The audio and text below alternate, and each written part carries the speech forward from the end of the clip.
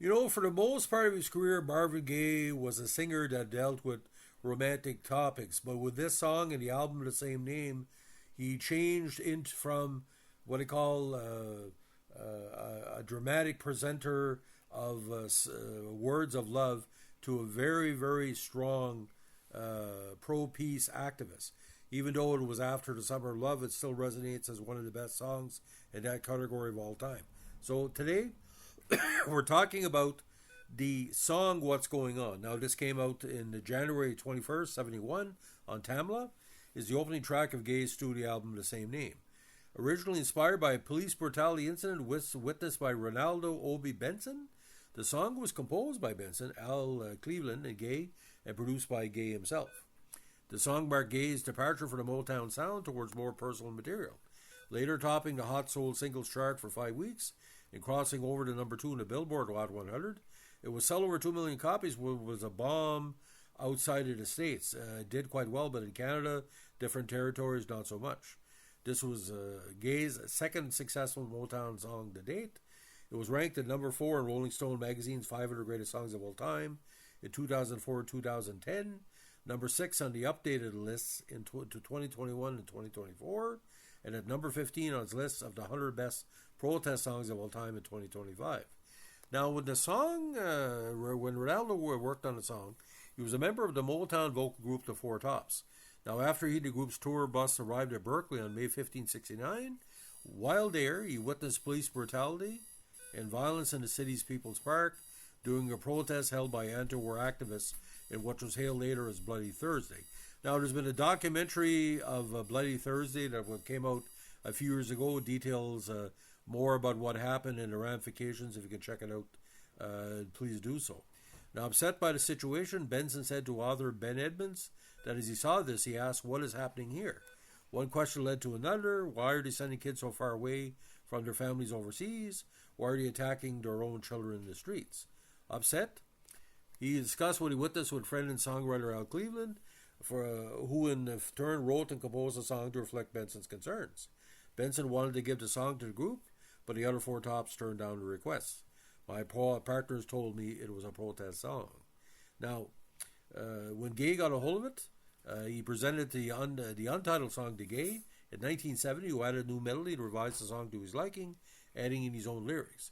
Benson said Gaye tweaked and enriched the song as he added some things that were more ghetto, more natural, which made it seem more like a story than a song.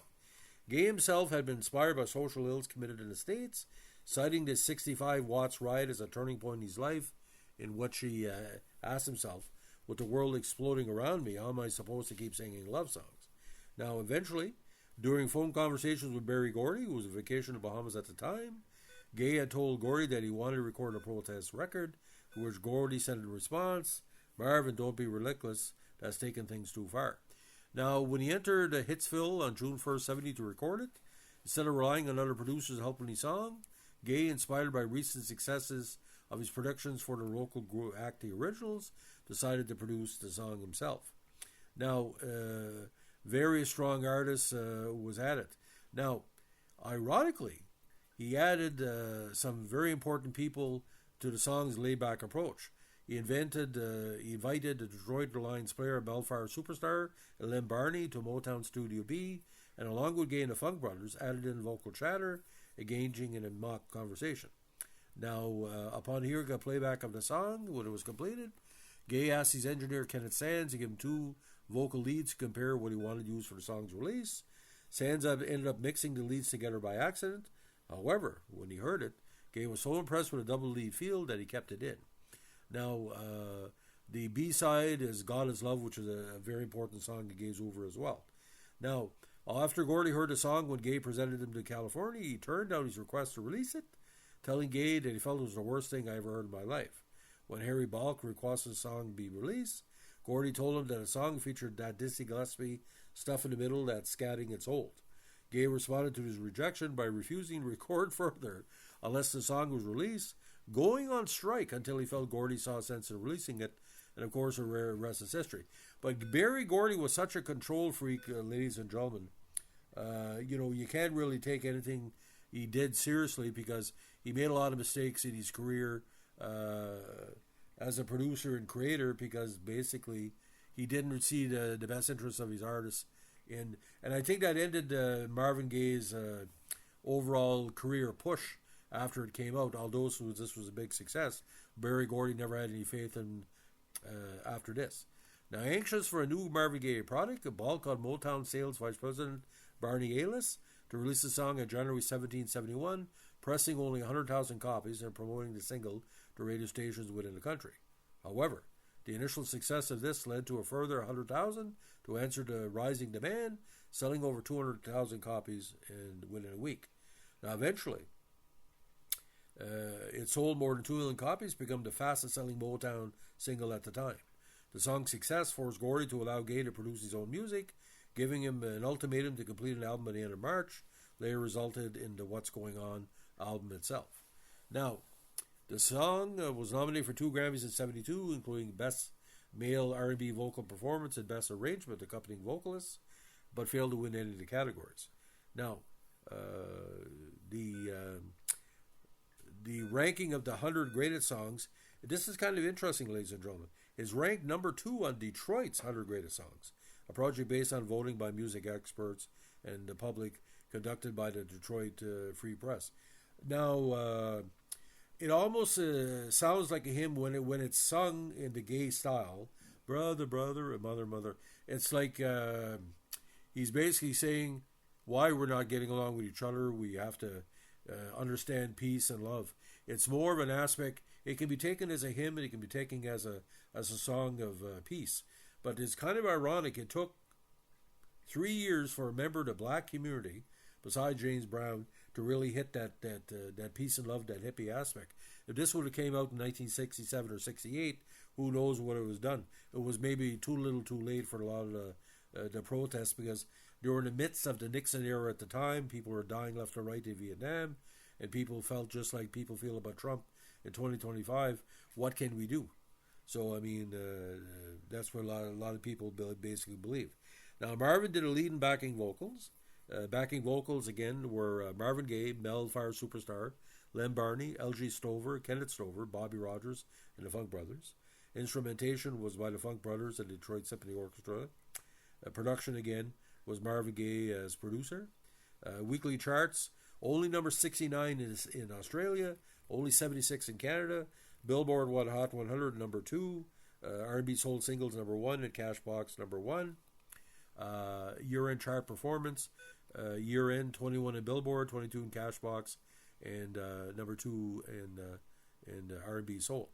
Now, there's been different covers over the years, but ironically, ladies and gentlemen, UK picked up on the song, although it didn't chart. It sold 400,000 units. Now, for a weird version, it charted again in 1983 in the UK, hit number 80. It charted in South Korea in 2011 at 78, and Japan in 2022 number 20.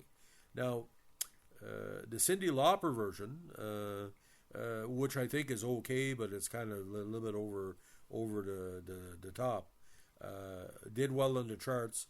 That version went 52 in Australia, 27 in Belgium, top 30 in Canada, 19 in Chile, 4 in Mexico, top 30 Netherlands, top 30 New Zealand, UK 57, Hot 100 number 12, US Adult Contemporary 29, US Dance Club, I don't know why, 17, Dance Singles number 7, Hot Crossover 30 number 12, US Cashbox number 15, Top 12 Dance Singles number 15, Adult Contemporary 14, US Top 40 number 13, Adult Contemporary 24, and US Contemporary Hit number 11.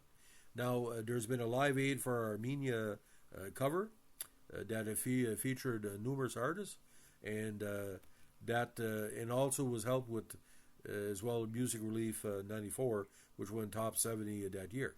Artists Against AIDS Worldwide did a cover of that as well. Very beautiful version, which included Destiny's Child, Backstreet Boys, Britney Spears, Christina Aguilera, NSYNC, Savage Garden, Jennifer Lopez, Ja Rule, Nas, Lil' Kim, Sean Combs, Mary J. Blige, Alicia Keys, Eve, Gwen Stefani, Nelly Furtado, Fred Durst of Limp Bizkit, Aaron Lewis of Stain, Michael Stipe, Wyclef Jean, and Gaye's own daughter Nora, among other artists. So there's always going to be a new version of what's going on. And Shaka Khan actually did a very beautiful version with the Funk Brothers on the documentary Standing in the Shadows of Motown 2002. And U2, of course, did a version as well. So we're looking at Pushback from Tamla and Motown Records, Berry Gordy. You're looking at Pushback from the international media. Now, the only thing I can compare it with this. Muhammad Ali title being taken away at 67 because he didn't want to fight no Viet Cong, right? If Marvin Gaye maybe was influenced by that because the Detroit artists, there was quite a bit, were inspired by trying to find a better way for black people. But I don't know why everybody involved waited 2 or 3 years to put the song together. It seems like they were either, not say scared, but they were scared it would lose their commercial appeal. Motown was a very commercially driven album. They were selling tons of records with tons of artists. But you see, there's a transition. Marvin Gaye was getting away from the bubblegum soul pop, Tammy Terrell, I'm Gonna Make You Love Me. And he started to evolve as a person. And there was a lot going on in his personal life with drugs and sexuality and all that. So he's looking back at the first part of his career and he's saying to himself, how can I be better than I've been, in the last few years? So a tremendous song. And I really believe it's best heard on a Sunday afternoon after church. If you know what I'm talking about. It's a song about going to church. And your church could be every place. You got to throw love and peace to everybody, and that's what Marvin wanted. So, ladies and gentlemen, that's the single story of what's going on, not the album. Album just as good. Check it out. If you haven't heard what's going on before, all 5 people out there, give it a listen. And like I said, a very, very emotional song. What do you call it's a bronze wave of the peace movement songs of the 60s and 70s.